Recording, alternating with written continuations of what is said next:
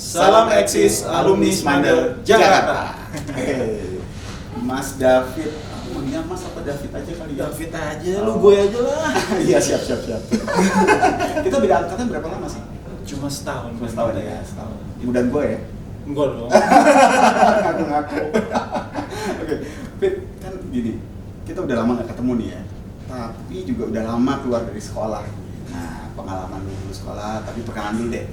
Gimana? Ya sebenarnya dulu nih saya pindah rayon ya. Dulu kebanyakan sih kalau kita lihat teman-teman di Smandel itu kan banyak yang bukan dari rayon yang sama. Yeah. Jadi cari temen nih atau cari orang yang bisa masuk ke rayon itu biasanya lewat orang-orang di Tebet lah. Iya. Nah tapi memang kita tahu kan di Jakarta nih SMA favorit ya. Jadi memang segala cara kita kalau bisa masuk Smandel, dan sampai sekarang senang sekali Smandel itu masih menjadi SMA, salah satu SMA terfavorit lah di Jakarta ya. Jadi ya memang senang sekali ya bisa bersekolah di situ. Tadinya saya di Halim, SMP saya di Halim. Ada beberapa teman juga waktu itu di SMP saya itu yang bagus-bagus dikumpulin satu kelas. Nah, jadi ada kelas khusus kita itu. Nah, di teman-teman saya itu banyak kan pengen ke Smandel. Tapi banyak yang nggak berhasil juga. Jadi senang banget bisa masuk ke Smandel. Ada 5-6 orang kalau nggak salah waktu itu ya. Berarti seleksinya udah dari SMP itu ya? Iya, di SMP itu program yang cukup berhasil. Waktu itu saya di SMP 80 di Halim Perdana Kusuma. Nah, itu mereka bikin program itu dan lumayan sih, banyak juga sampai sekarang beberapa teman prestasinya cukup baik, dan banyak juga yang waktu itu ke Smandel juga. Oke. Nah, jadi teman-teman kanal YouTube alumni Smandel Jakarta, persiapan masuk Smandel Susah. Udah dari SMP, coba bayangin, luar biasa kan? Oke. Nah, terus kan di sekolah nih kan nggak belajar doang dong, walaupun Smandel ya. Aktif apa nih? Ya, saya di Smandel itu banyak ikut aktivitas terutama yang kaitan dengan olahraga. Saya suka basket ya. Terus juga untuk kegiatan tuh kan kita banyak pilihan waktu itu ya. Ada yang ikut paskibra, terus ada yang ikut tekno ya, tekson. Terus science, saya ikut science. Ikut science. Kebetulan saya passion saya di situ. Saya waktu itu ada 3 teknologi, terus biologi, fisika. Saya ambil biologi waktu itu di science. Jadi ya ternyata kegiatan di science itu juga bukan hanya ngomongin atau bicara atau bergelut di sainsnya, kita juga berinteraksi ternyata dengan masyarakat. Jadi kita ada Risma waktu itu, saya ingat beberapa tempat itu saya kunjungi ke daerah-daerah. Saya ingat tuh dulu Sumedang, beberapa daerah di Jawa Barat ya, ikut interaksi, dan itu kita lakukan di liburan sekolah ya, jadi liburan panjang tuh. Jadi kalau di luar negeri ada summer camp, gitu ya, di kita juga ada ya? Kita ada, nah itu, dan senangnya kita jadi interaksi sama masyarakat, diajak makan bareng, tinggal bersama masyarakat seperti itu. Jadi belum ada waktu itu KKN di kuliahan, kita udah merasakan juga di SMA. Dia bukan kuliah kerja nyata, tapi sekolah kerja nyata. Sekolah kerja nyata, benar. Nah terus, yang berkesan saat kita masih sekolah dulu, apa yang paling berkesan? Ya banyak ya, kalau saya pikir 3 tahun itu masa terindah lah ya selama kita di SMA itu. Ya seneng-senengnya di situ lah ya, mulai dari ya ada nakal-nakalnya juga sih, bolos gitu ya. Main biliar bareng teman-teman. Terus ya kalau telat kan kita, ya itu di sana masih banyak jalan tikus tuh. Kalau sekarang saya datang ke Smandel tuh sekarang wah udah susah ya. Gedungnya juga udah beda gitu kan. Waktu itu masih banyak tuh jalan-jalan tikus. Ya, kita bisa nyusup. Jadi banyak inilah story-storynya waktu itu yang sangat berkesan. Tentu guru-gurunya ya. Nah, ya guru-gurunya siapa yang paling favorit yang saya masih ingat Pak Sutrisno ya, untuk matematik itu ya, Bu Mariana itu yang terkesan karena galak dalam ya. Mungkin kalau anak-anak Smandel yang paling bikin keringat dingin tuh mungkin Bu Panges. Legend. Tiba-tiba kita kalau di depan papan tulis tuh bisa blank gitu ya. Walaupun udah dari rumah kita latihan. Jadi banyak sih guru-guru yang berkesan buat saya ya. Pak Suradi juga itu guru sejarah, itu sangat berkesan ya, sampai sekarang juga masih interaksi juga dengan beliau, senang sekali. Jadi ya memang ya banyaklah ingatan-ingatan memori yang sekarang Mas Indra ketemu nih jadi Iya, apa balik lagi balik ya, lagi. balik lagi ya kenakalannya Iya. gitu ya, keren. Nah kan gini, kita udah SMA gitu ya, terus menuju ke kuliah. Saat waktu masih SMA juga, itu apakah sudah mulai ada keinginan atau ada bayangan saya mau kuliahnya di sini? Gitu. Sebenarnya kalau ditanya begitu ya kebanyakan kalau saya tanya teman-teman udah masih bingung, Masih bingung ya saat itu ya. Jadi masih mencari jati diri lah kebanyakan Iya. teman-teman itu ya. Jadi kadang pindah-pindah tuh waktu kelas 2 saya ditanya, "Oh, saya mau masuk teknik kimia," gitu kan. Masuk kelas 3, oh, belajarnya begini gitu. Ngapalin rumus apa reaksi kimia gitu. Iya benar. Terus mau masuk teknik sipil, banyak pikiran gitu ya. Kebanyakan sih kalau anak semandel suka masuk teknik ya. Betul. Ya, saya waktu itu pilihan teknik metalurgi, teknik industri, tapi kan kita dulu boleh pilih 2 IPC dulu IPC. ya. Jadi saya ambil waktu itu salah satu pilihan sosialnya ekonomi. Ekonomi. Iya. Saya kan juga bukan dari keluarga yang mampu ya. Jadi pertimbangan juga, wah kalau misalnya masuk ekonomi nanti bisa gampang kerja gitu. Dan terbukti kan. Ya waktu itu sih ya kita langsung bisa bekerja sih Iya, waktu itu kan? memang, Iya. memang terbukti betul. Mantap. Nah kan jadi kita udah kuliah, sekarang udah bekerja kayak gitu. Di pekerjaan ini sekarang. Teman-teman, kita coba dulu nih Iya, teman-teman iya. sini nih. Teman-teman jangan lupa ya untuk selalu like, subscribe, komen dan share. Iya nggak? Oke, sip. Nah gini, kita lanjutin Mas. Sekolah udah, kuliah, ya kan? Kuliah. Setelah kuliah langsung kerja, nerusin sekolah lagi nggak? Saya kebetulan waktu itu sebelum selesai kuliah pun sudah bekerja sebenarnya. Oh. Jadi memang sebelum selesai itu udah banyak yang minta bantuin ini, proyek itu gitu ya. Kebetulan di universitas juga banyak lembaga ya. Jadi ada kalau di ekonomi itu ada lembaga penelitian ekonomi masyarakat LPR, ada lembaga manajemen, ada lembaga demografi. Nah itu sering kita diajak proyek-proyek mereka. Jadi kadang di tahun terakhir itu udah gak konsen karena wah enak juga nih dapat ada pendapatan nih terus kan jadi ya kita waktu itu udah ikut sebelum itu sehingga akhirnya ya udah blending di situ terus ya akhirnya kerja gitu. Jadi kerja sekaligus waktu itu juga kita udah bisa jadi asisten dosen dan waktu itu ada kelas extension ya. Kalau di itu ada extension ekonomi, saya juga diminta jadi dosen di extension. Jadi ya bantuin juga sih dosen-dosen ya, karena memang mereka tenaganya kan terbatas. Coba kita bantu di sana. Oke. Kan udah sibuk kuliah ya di ekonomi. Banyak juga sih sebenarnya teman-teman kita ini yang kuliahnya apa, kerjanya apa. Bener gak? Bener. Nah, ini lu tuh keren banget. Kenapa? Karena kuliahnya ekonomi dan sekarang jadi di ini sekarang kepala riset. Kepala riset. Jadi kalau di kita nih di BCA ini ada 3 departemen ya. Oke. Pertama itu riset ekonomi tentunya ya. Iya. Baru kita ada riset industri. Terus kita juga ada data analytical sekaligus forecast. Jadi memang kemampuannya harus beragam nih. Jadi bukan hanya kita punya kemampuan ekonomi, kemampuan industri, makanya di tempat saya ini juga backgroundnya beragam. Ada yang bukan hanya dari ekonomi tapi juga dari fisika, dari biologi, matematik, dari berbagai industri, termasuk juga IT ya, karena kita perlu data analytical, coding dan lain-lain. Kita ya di banking kan juga butuh data segala macam. Betul, kita pakai peralatan-peralatan yang tools-tools yang bantu kita untuk bikin proyeksi dan lain-lain. Oke. Nah, kerjaan kayak gitu menurut lu tuh gimana? Membosankan kan? Ya, atau memang passionnya di situ, terus hari-hari itu lah gimana?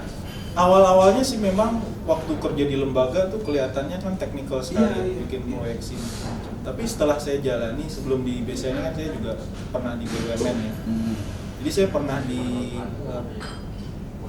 lembaga pemerintahan, pernah di perusahaan konsultan asing, BUMN, yang terakhir perusahaan swasta ya di BCA. Jadi kalau saya awal-awalnya sih memang kan banyak pekerjaan teknis, tapi makin kesini makin kita dalemin sebenarnya passion kelihatannya memang di sini gitu ya. Karena bukan hanya kemampuan teknis tapi juga kemampuan non teknis juga perlu ternyata ya. Jadi hubungan interrelations dengan nasabah, terus juga engagement dengan nasabah itu juga diperlukan. Oh juga? Iya, kita ketemu dengan nasabah baik dalam luar negeri, stakeholder lah, dengan pemerintah, dengan lembaga-lembaga pemerintahan, dengan Bank Indonesia, OJK dan semuanya. Jadi memang justru kalau sekarang malah saya sebagai kepala riset lebih ke sana, malah ke stakeholder. Gimana ketemu orang ya, jadi ya? Ketemu orang juga. Jadi share hasil risetnya juga, betul. gitu apa yang kasih masukan ya. Buat bisnis mereka. Betul. Nah, kerjaan seperti itu tuh ada nggak yang wah untung gue waktu SMA itu ngelakuin ini, ngerjain kayak beginian, berkegiatan gini, terus kepake dari sekarang, ada nggak ya related? Ya sebenarnya ini kaitan dengan passion tadi sebenarnya kan. Di waktu SMA sih memang nggak banyak belajar tentang ekonomi ya, terus terang ya. Tapi lebih banyak kan kalau saya A1 lebih ke ilmu pasti gitu ya. Tapi memang kalau hitung-hitungan kan sama aja nih. Misalnya kita bikin forecasting, itu kan perlu pengetahuan logik juga ya, logik math itu penting sekali. Jadi masih kepake sih sampai sekarang. Tapi yang nomor satu menurut saya sih, terutama buat teman-teman mungkin yang masih sekarang di SMA, passion itu nomor satu. Jangan bayangkan kerja itu awalnya wah bagaimana dapat income yang tinggi atau bagaimana, tapi passion yang nomor satu dulu. Karena dengan passion itu, bahkan saya kalau di ekonomi ini nggak membayangkan itu ya, maksudnya dapat penghasilan berapa atau bagaimana men-sharing itu yang paling penting sebenarnya kalau share. Oke. Dan passion. Karena aku pernah dengar ini nih, bro. Jadi kalau kita kerja sesuai dengan passion dan kita menyenangi pekerjaan kita, maka sesungguhnya kita akan bekerja. Iya betul. Ya. Jadi ada filosofi Jepang juga mengatakan hal yang sama. Jadi passion, pekerjaan kalau udah nggak dirasakan itu sebagai pekerjaan, ya itu sebenarnya kita udah blended ke pekerjaan itu sebenarnya. Blending ya. Benar-benar. Harapannya lo berada di sini gitu ya. Apa sih kontribusinya gitu untuk entah untuk masyarakat, untuk Indonesia, untuk bangsa?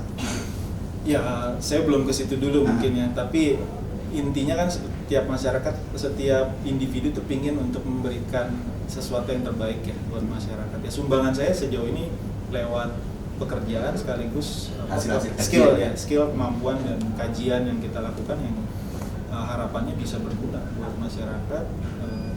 Policy makers juga bisa mendengar apa yang kita anjurkan, misalnya policy recommendation dan lain-lain. Harapannya bangsa ini juga ke depan bisa makin maju. Oke. Nah, teman-teman, sebelum kita terusin obrolan kita yang seru banget nih, jangan lupa ya untuk selalu like, subscribe, komen, dan share. Oke. Nah, jadi gini, kan lu udah mulai riset semuanya gitu ya. Nah, terus kemudian juga bikin forecast juga gitu ya, ada forecast ke depan kayak apa industri yang bagus kayak gimana gitu. Nah, kayaknya penting banget nih buat para pemirsa kita nih, buat teman-teman ya adik-adik kita yang pada sekolah nih. Karena kan 4 tahun ke depan, 5 tahun ke depan, industri apa sih yang bakalan keren kan gitu ya gitu, bakal seksi ya nggak? Jadi sesuai dengan nanti KPM lu lah kayak gitu. Jadi sekolah yang di ekonomi ya jadi pariset kan gitu ya gitu. Nah, untuk 4 tahun 5 tahun ke depan di Indonesia dulu deh. Masa dunia global. Ya memang kita harus, teman-teman juga harus bisa lihat nih kira-kira trennya gimana ke depan 2-3 tahun ke depan. Contohnya dulu ya. Waktu saya selesai SMA, masuk ke fakultas ekonomi itu teman-teman berbondong-bondong mungkin 90% pengennya masuk accounting. Yes, betul. Iya kan? Kalau di fakultas ekonomi pengen accounting kalau manajemen. Tapi sekarang perkembangan terakhir 4-5 tahun terakhir justru sedikit sekali ya absorpsi dari dunia kerja itu untuk fakultas-fakultas terkait accounting dan lain-lain, karena dunianya bergerak ke arah otomatisasi penggunaan software dan lain-lain. Mungkin untuk accounting mungkin terkait polisinya saja.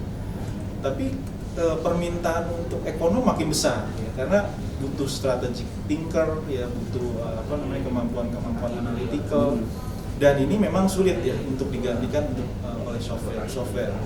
Tapi ke depan memang kalau kita lihat ya arahnya memang ke arah otomatisasi. Jadi kemampuan teman-teman skill di bidang coding misalnya.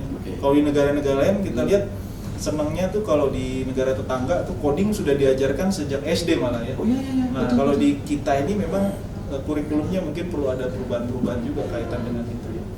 Dan juga mungkin kurikulum di tingkatan universitas itu juga penting ya.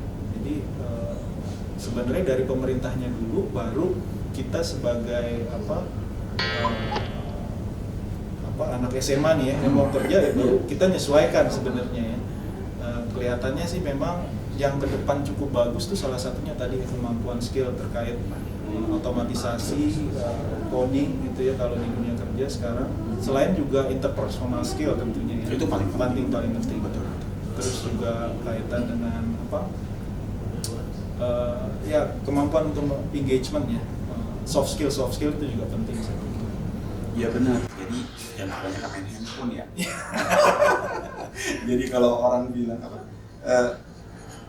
istilahnya screen hour ya. Screen hour kita memang tinggi ya. Ah. Dan kita kebanyakan mendownload bukan mengupload gitu. Ah, yes, Jadi, betul. kemampuan kita untuk lebih produktif memang harus ditingkatkan. Betul. Kita benar-benar jadi user. User, ya. yes. Kenapa kita jadi produser? Produser. Iya. Nah, setelah ini nih rencana nih ke depan gitu ya, udah di BCA kepala riset gitu kan ya, terus bayanganmu ke depan mau jadi apa gitu ya, rencana ke depan mau gimana gitu, atau refer flow aja? Saya sebenarnya Bro Indra flowing aja sih hidup. Oh, jadi okay, ikutin okay. arus aja. Jadi Yeah. nggak ada ambisi pengen kesini ke situ nggak. Jadi saya ikutin aja, berikan yang terbaik setiap saat. Jadi nggak ada ambisi mau ngapain gitu. Tapi I'll do anything at my best gitu ya. Kalau bisa. okay. Jadi ya sejauh ini sih ya kontribusi yang penting itu kan buat masyarakat apapun pekerjaan kita. Iya, benar. Jadi di mana kita di satu tempat itu, ya kita dengan terbaik di situ. Betul. Gitu ya. Betul. Oke. Nah, keluarga dong cerita dong. Boleh dong. Boleh. Dikit spill. Kalau anak sekarang. Iya. Keluarga sekarang saya kebetulan nikah muda ya. Iya, keren jadi dong. waktu itu teman kuliah saya kebetulan. Oke. Nah, kebetulan saya cerita tadi kan dia dari accounting. Oh, Accounting, tapi memang kan kita tahu turbulen sekali nih di industri ini. Jadi kebutuhannya juga nggak banyak. Dia pindah ke beberapa industri, tapi terakhir sekarang lebih memilih di rumah tangga ya. Accounting ya. Di accounting rumah. Anak saya cuma satu. Oke. Iya, jadi cowok.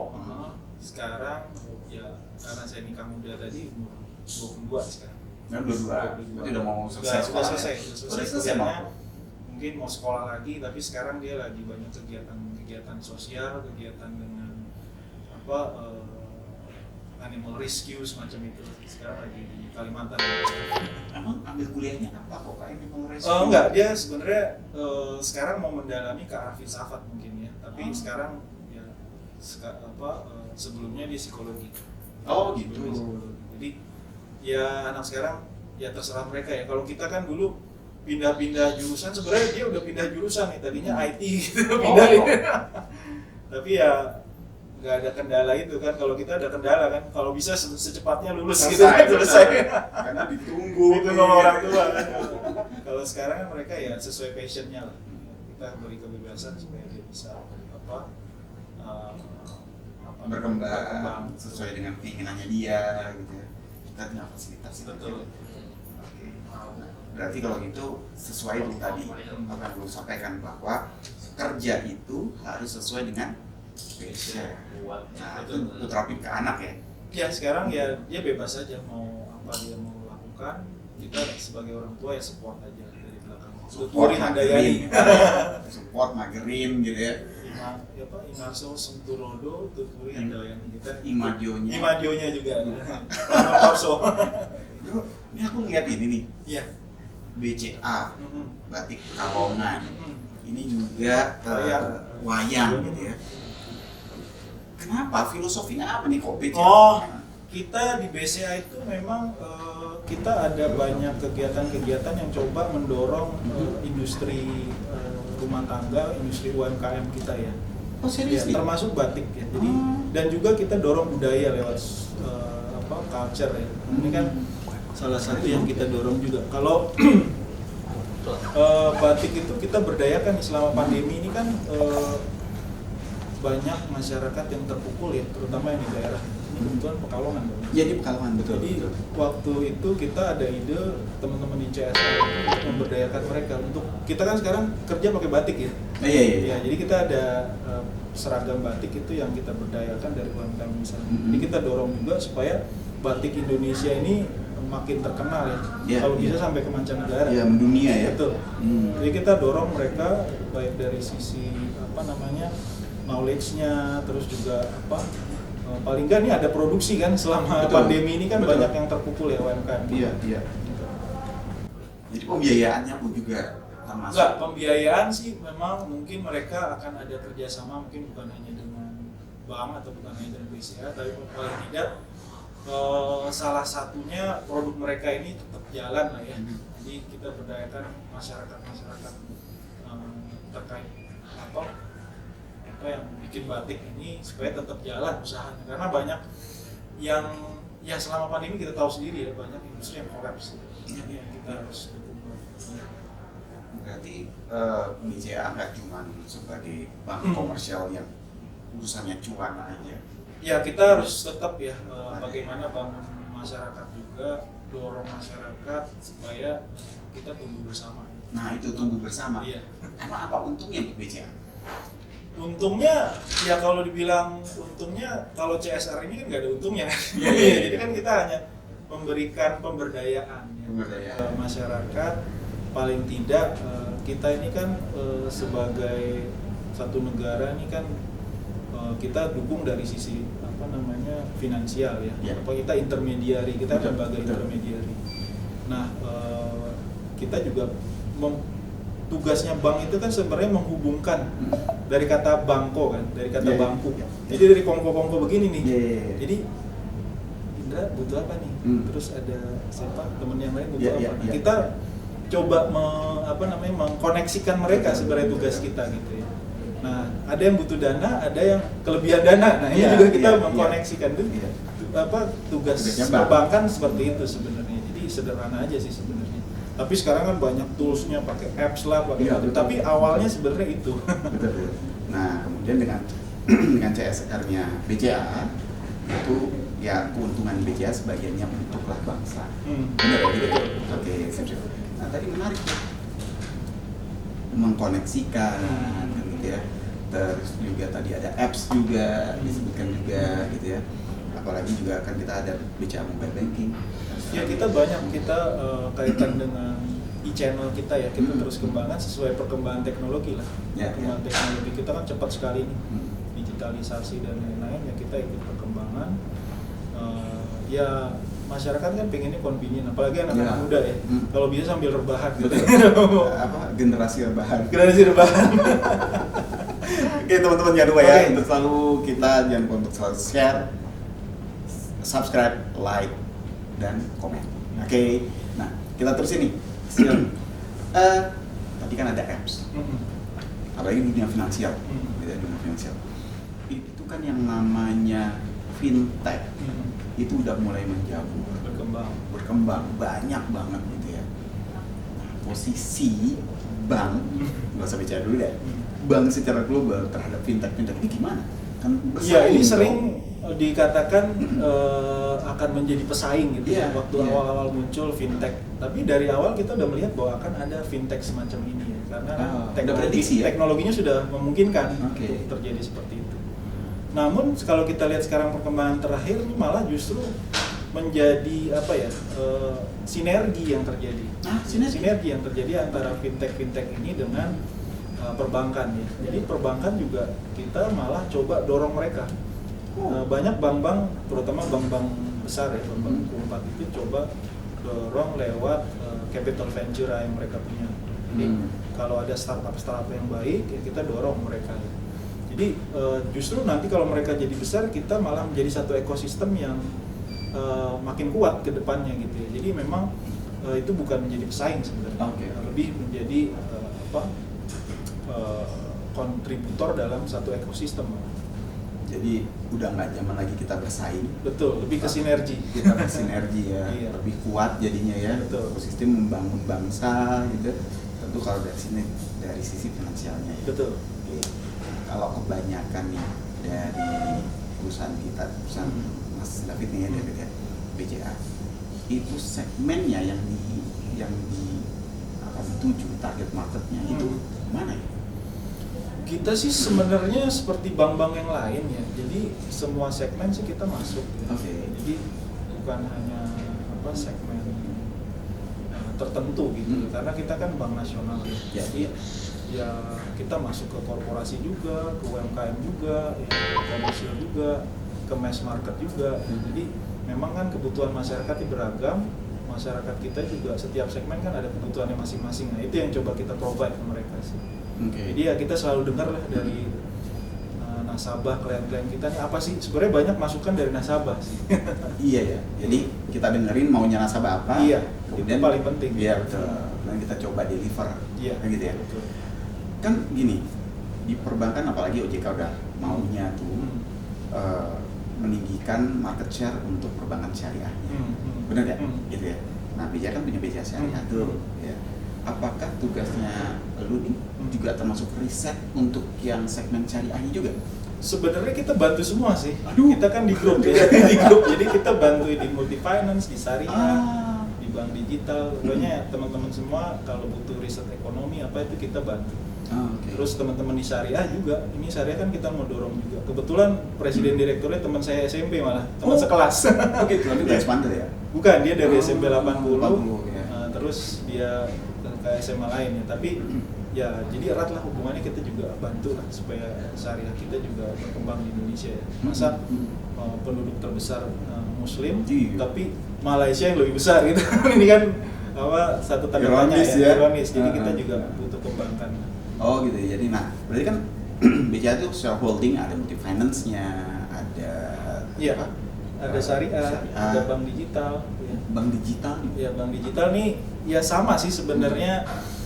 Kalau ditanya oleh banyak temen nasabah juga, ini apa bedanya dengan BCA? Tapi ya ini sebenarnya segmennya aja. Segmennya ini lebih ke mereka yang sudah digital minded, ya, terutama anak-anak milenial kan. Tadi kaum rebahan itu. Iya. Jadi ya mereka lebih ke segmen itu. Dan semua bank bukan hanya di Indonesia tapi juga di luar juga mereka mulai mengembangkan. Tapi punya BIN sendiri ya?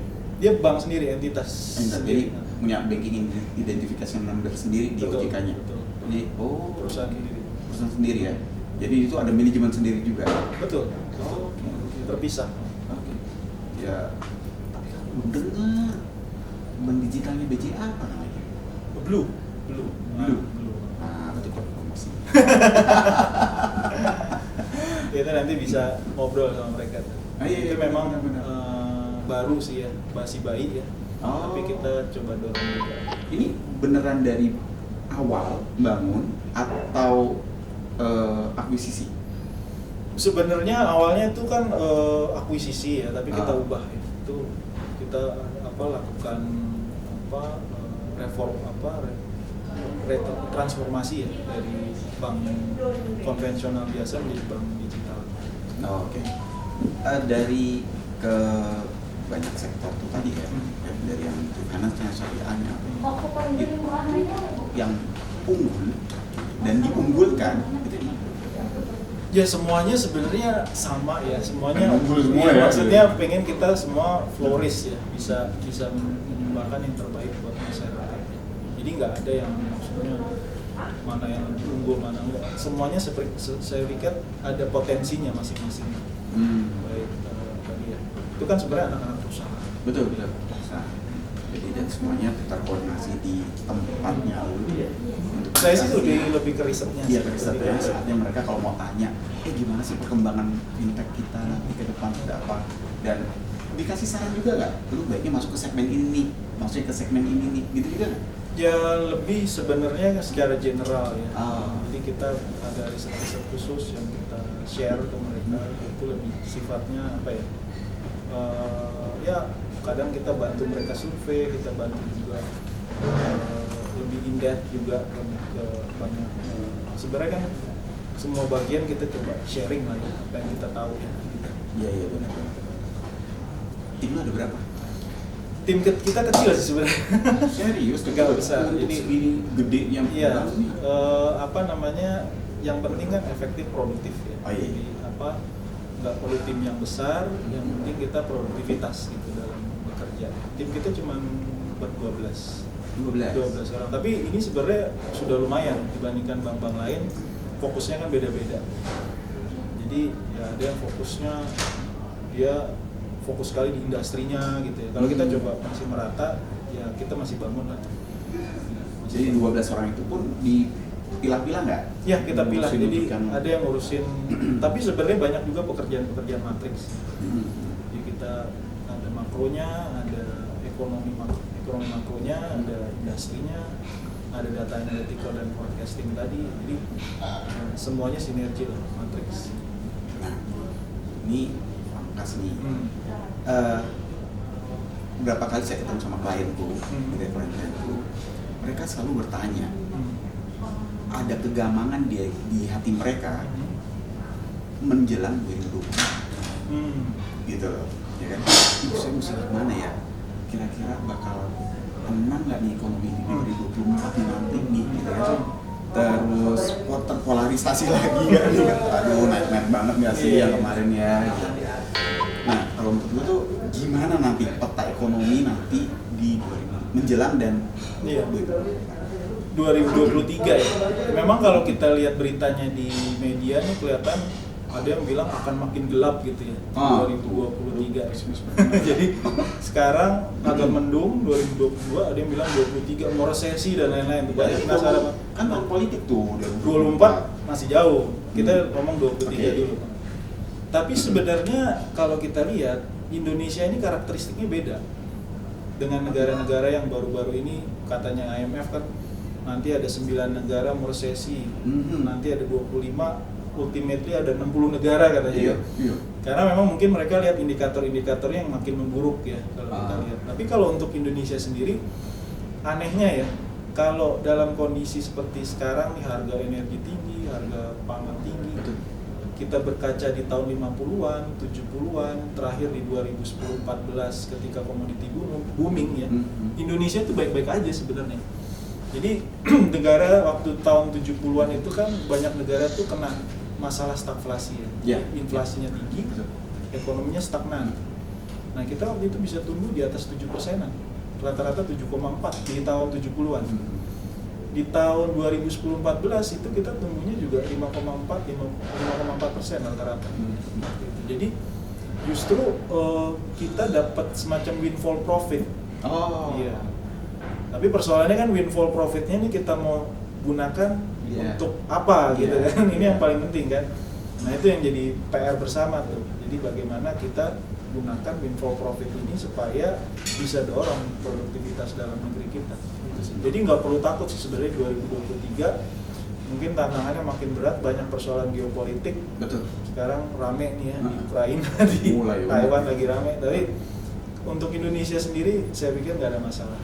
Jadi selama mungkin persoalannya di sana gitu ya. Tapi kalau perangnya ke sini kan, itu kan Jepang serang Indonesia karena kan resourcesnya kita banyak. Tapi kalau di sana kita justru resources kita ini banyak diperlukan di dunia. Jadi kita eksportir komoditas salah satu yang terbesar. Jadi kalau gitu nggak usah khawatir 2023 dan 2024 nanti gitu ya, bahwa Indonesia memiliki karakteristik sendiri. Ya, kita selama ekonomi domestiknya oke, masyarakat mobilitasnya oke, ya itu saya pikir banyak ya peluang-peluang. Kita lihat dengan infrastrukturnya juga mulai terbangun. Sekarang kan banyak pusat-pusat pertumbuhan di daerah. Kita lihat pusat-pusat wisata di Jawa Tengah, Jawa Timur mulai tumbuh. Karena dikelola dengan cantik banget. Iya kan? Oke. Terakhir sekali tolong kasih pesan ke boleh ke adik-adik kita yang masih di SMA gitu atau alumni-alumninya gitu ya. Dan secara umum. Nah ini pertanyaan sulit dan abstrak ini. Jadi lebih sulit dari Bupangis ya? Lebih sulit dari Bupangis nih, udah keringet dingin nih. Jadi, ya saya pikir ini ya, setiap orang itu punya capability masing-masing, punya inner skill yang mungkin belum terasa, belum kelihatan. Iya. Nah itu tugas kita bagaimana caranya supaya kita bisa menemukannya. Terutama nih buat teman-teman yang masih di SMA kan banyak kalau ditanya mau jadi apa. Nah itu banyak yang belum tahu nih jati dirinya gitu kan. Betul, Nah, betul. itu memang masa-masa memang apalagi kemarin pandemi ini masa-masa sulit memang untuk mencari diri kita sendiri sebenarnya. Nah itu memang perlu memperluas wawasannya. Sering-sering ya nonton YouTube seperti ini gitu kan. Benar ya, kan Jadi harus subscribe ya. Harus subscribe. Subscribe. Jadi memang penting sekali ya kita untuk membuka wawasan, sering ketemu ya. Ini forum alumni ini saya pikir penting ya. Jadi kita saling connect satu Iya, sama wadah lain. buat sharing. Iya, wadah untuk sharing. Mana tahu kita ada kesempatan-kesempatan yang kita nggak lihat. Benar. Jadi ya ini saya pikir kita gali lah dari situ. Jadi sering-sering berhubungan, berkoneksi ini tuh penting sekali. Network ya. Networking. Ya kayak tadi juga begitu tahu aku kan siapa. Nah, sebenarnya butuh nih. Iya, pas butuh ya. Oke, siap. Baik teman-teman, jangan lupa untuk selalu like, subscribe, komen dan juga share agar tidak ketinggalan informasi-informasi luar biasa dari alumni Semandal Jakarta. Oke, thank you banget. Thank you. Sip. Beres.